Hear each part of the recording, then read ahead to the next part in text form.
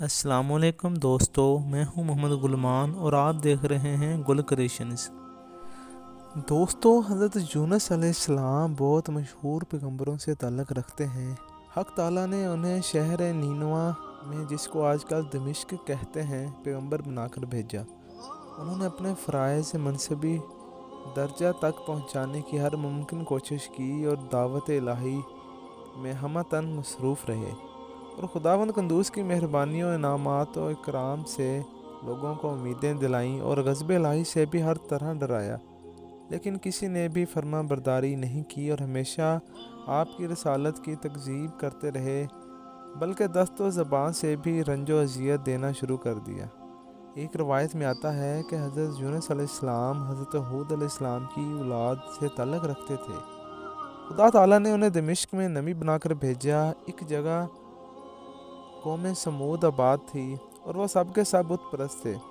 ایک روز حضرت ابوبکر صدیق نے رسول پاک صلی اللہ علیہ وآلہ وسلم سے پوچھا کہ حضرت یونس علیہ السلام کی قوم کتنی تھی؟ آپ نے فرمایا 1,00,000 کے زیادہ تھی، یعنی وہ سب کے سب نافرمان تھے۔ چنانچہ اللہ رب العزت نے فرمایا اور بھیجا اس کو 1,00,000 آدمی یا اس سے کچھ زیادہ، یعنی اگر عاقل و بالغ شمار کیے جائیں تو 1,00,000 تھے، اور سب چھوٹے بڑوں کو شمار کیا جائے تو 1,00,000 سے زیادہ تھے۔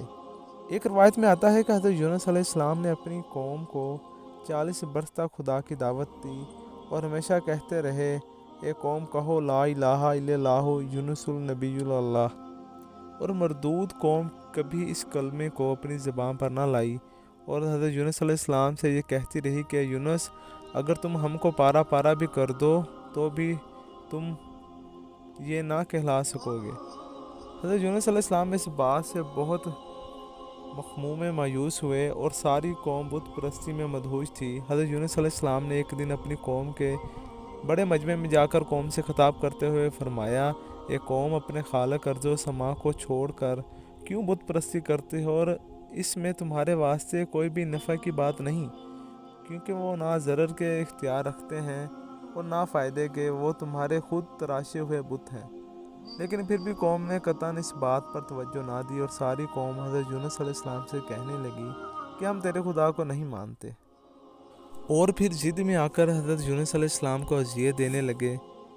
لیکن باوجود اس قدر اذیت و تکلیف کے بعد حضرت یونس علیہ السلام اپنی قوم کو برابر ہدایت کرتے رہے، اور ہر وقت ان سے کہتے رہے کہ اے میری قوم، خدائے واحد کی عبادت کرو، اور تم لوگوں نے جو راہ ضلالت اختیار کر رکھی ہے اس کو فوراً چھوڑ دو۔ اگر تم نے راہ ضلالت نہ چھوڑی تو کہیں خدا تعالیٰ اپنا عذاب تم پر نہ نازل کر دے، اور مجھے اس بات سے خوف معلوم ہوتا ہے۔ ان لوگوں نے جب یونس علیہ السلام سے یہ تہدید آمیز الفاظ سنے تو کہنے لگے، اے یونس، یہ بتاؤ کہ عذاب کیا چیز ہے اور وہ کیسا ہوتا ہے؟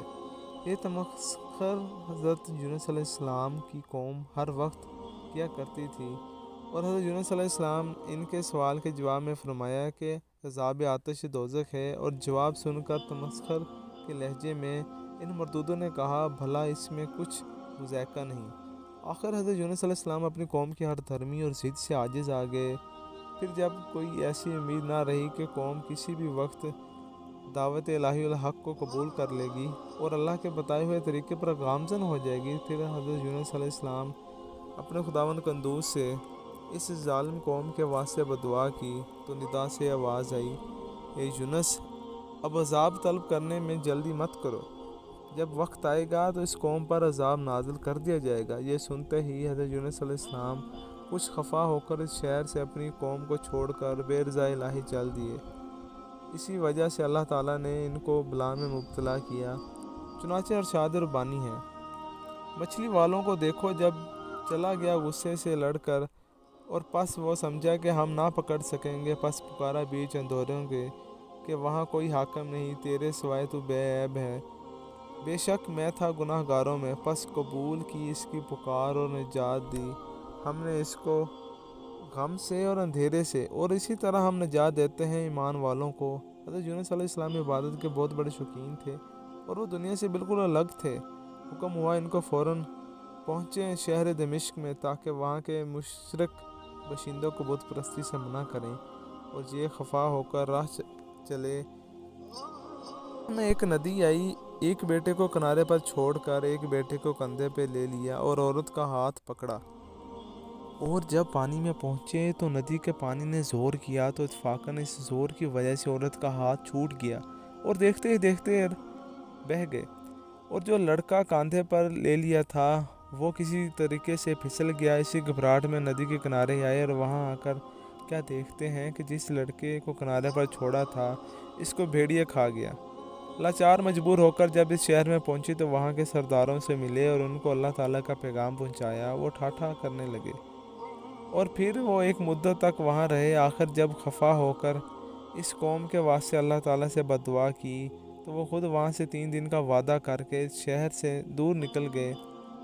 تیسرے دن جب عذاب الہی آیا تو اس شہر کے سب لوگ جنگل میں نکلے اور سب نے اللہ تعالیٰ سے توبہ کی اور بہت ہی گرہ وزاری کی اور تمام اپنے بنائے ہوئے بت توڑ ڈالے۔ اس وجہ سے آیا ہوا عذاب الہی ٹل گیا۔ شیطان نے حضرت یونس علیہ السلام کو خبر دی کہ وہ قوم تو اچھی بلی ہے اور اس پر کوئی عذاب نہیں آیا۔ یہ سن کر حضرت یونس علیہ السلام اپنے دل میں بہت خفا ہوئے کہ یہ اللہ تعالیٰ نے کیا کیا، میں اپنی قوم سے جھوٹا ہو گیا۔ یہ کہہ کر وہ کسی طرف چل دیے اور اللہ تعالیٰ کے حکم کا انتظار نہ کیا۔ چلتے چلتے وہ دریا کے کنارے پہنچے اور وہ ایک کشتی پر سوار ہو گئے۔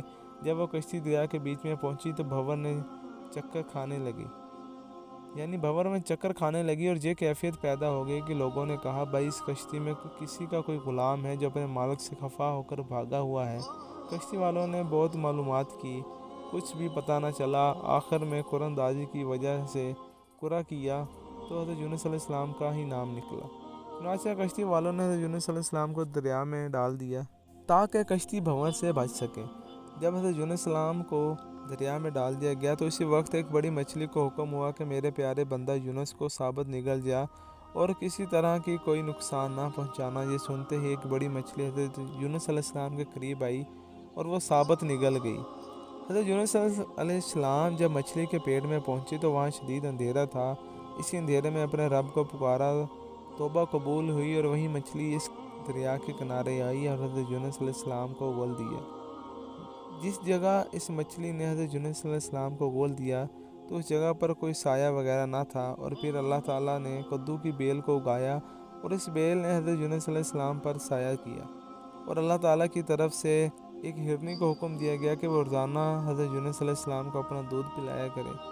جب حضرت یونس علیہ السلام کے بدن میں قوت و طاقت آ گئی تو پھر اسی قوم میں جانے کا اللہ تعالیٰ کی طرف سے حکم ہوا، اور وہ قوم حضرت یونس علیہ السلام کی آمد کی آرزو مند تھی، راہ دیکھتی تھی، اور ان کی عورت اور لڑکیوں کو اللہ تعالیٰ نے کی مدد سے لوگوں نے دریا سے نکال لیا اور ایک لڑکے کو بھیڑیے سے بھی چھڑا لیا۔